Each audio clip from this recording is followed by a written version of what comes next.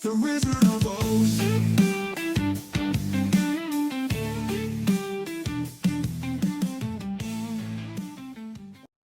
Hi, and welcome to episode 4 from our first season of The Wizard of Oz. Today, Tyler will be talking about the Eldridge Hotel, which is near Lawrence, and Lilia will be talking about Amelia Earhart, even talking about a possible conspiracy theory. And Alessandro was able to interview a Newbery Award-winning author, Clare Vanderpool. So that all coming up in this episode of The Wizard of Oz.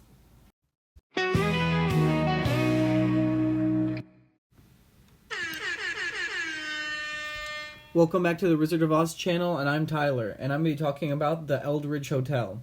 The Eldridge Hotel is a very old hotel, built around the Civil War in 1855, and it was burned down twice. It was between the Missouri and Kansas borders, so there was always fights going on there because the people from Missouri were trying to get slavery into Kansas, and the people of Kansas didn't want that. So this hotel has seen a lot of stuff. For example, in 1863, Lawrence was burnt to the ground by a guy named William Quantrill. 180 men and boys were murdered. And people claim that the 5th floor is a portal to the spirit world, room 506 being especially strong in spiritual power. Lights and doors shut on and off by themselves, and breath marks have been seen on recently cleaned glass. The elevator is also said to be cursed, with people reporting seeing a phantom in the elevator, and the elevator opening and closing its doors by itself without anyone pressing any buttons. And photographers said they've had problems with their cameras when they get too close to the elevator.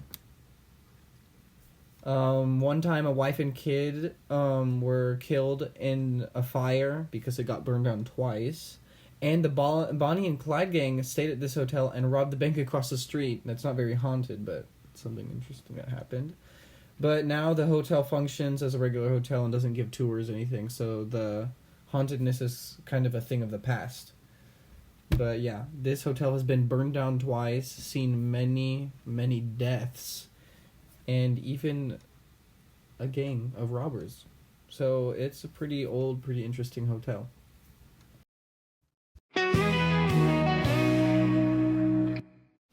There is a conspiracy that Amelia Earhart planned her own disappearance to live out a natural life under a new identity. Amelia Earhart, the famous pilot, disappeared somewhere in the South Pacific Ocean in 1937 when attempting to fly around the world. Dozens of theories have been debated, and people have sifted through countless government files and tried collecting information in an attempt to piece together an acceptable explanation as to what happened. Instead of setting a world record, did I just say record? I meant record, which is what she was trying to do. She created a mystery that may never be answered. In Amelia's hometown of Atchison, Kansas, decades of speculation have increased.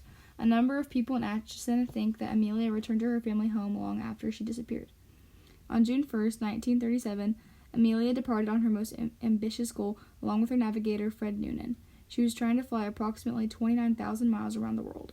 Is it possible that Amelia, tired of the public eye brought upon her and her family, caused her to plan her own disappearance and create a new identity?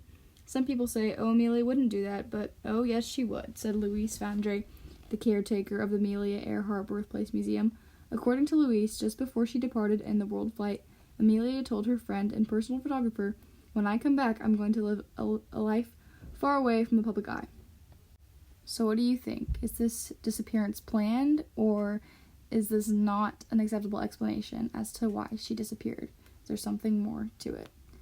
You can actually visit Amelia Earhart's childhood home in Atchison. I went there, I think, a couple years ago, 3 years ago-ish, I think.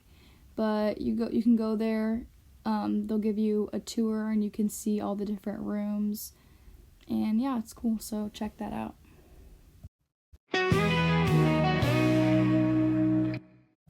Hi, I'm Alessandro, and I recently reviewed an award-winning children's author who has lived in Kansas her entire life. Clare Vanderpool is the author of Moon Over Manifest, which won the Newbery Award in 2011. Before this interview, I did not know much about this award, but since then I have learned more. There's only one winner every year and only a few honorable mentions. This, along with the Caldecott Medal, is the most prestigious award given in children's literature. My mom is reading Moon Over Manifest, which is the book by Clare Vanderpool, and she's going to say what she thought about the book.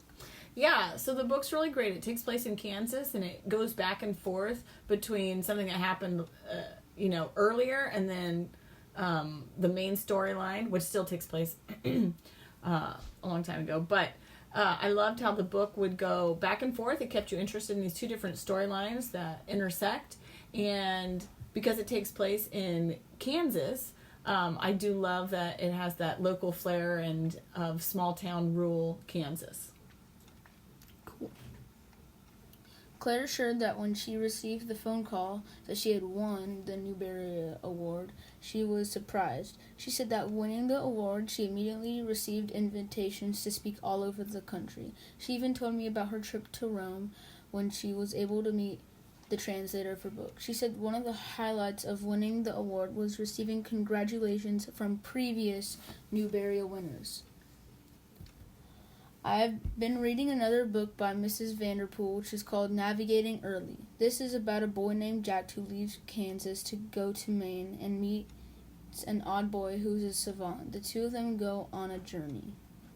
In the book, it is revealed that two of the characters are actually brothers. It is a surprise to the reader, but Claire said it was a surprise to her too. That as she was writing the book, she just typed it out and then had to think about if it were true or not. She said the revelation changed the course of the book. Claire said that being patient for her characters to lead the way in their own story can be difficult, but that it leads to surprises like the brotherhood she did not even know about until it happened. Some of Mrs. Vanderpool's favorite books are the Narnia series, Lord of the Rings, A Wrinkle in Time, and The Bronze Bow. Claire has now published 2 books, but the first book she was writing has not been published yet. She says she's still working on it, and she said it is about time travel, and even shared with me the title she's thinking about giving the book. But she said the publisher has to approve the title first. When I asked her what advice she has for aspiring writers, she said read, and of course write.